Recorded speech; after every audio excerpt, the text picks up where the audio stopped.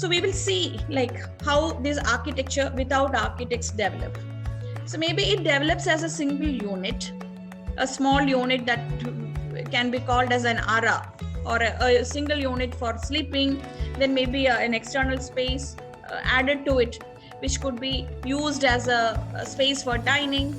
Then could be a small, again another additional space which could be used for visitors to come and sit, or even a platform like this. See, the beauty of this platform is that it is attached to a wall, and that platform becomes a space for various kinds of activities throughout the day cycle. If you look into the day cycle of a villager, maybe morning times you would see a dog sleeping here and the child coming and giving the dog some food, and then the dog will be left out so that he can roam around.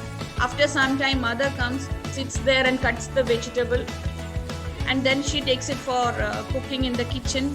And then maybe after some time, the child or the children come there, they sit and study there.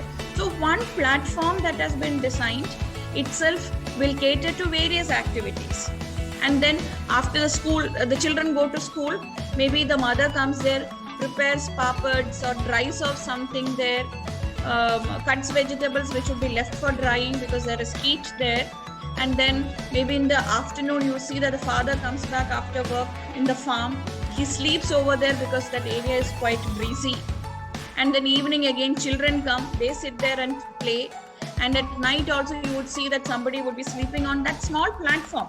So the beauty of architecture without architect is that even if it's a small ledge that has been designed as part of a wall, the activity that happens keeps on changing throughout the day cycle. That's why when we look into vernacular architectural learning, we need to document the day cycle of a particular space, how activity keeps on changing, because the space that we would be learning would be just very small. It won't be a palatial structure, it would be a very small structure, but that very small structure will have multiple usage of space, which brings in multiple activities, and then thereby bringing in multiple dimension to the space that has been created.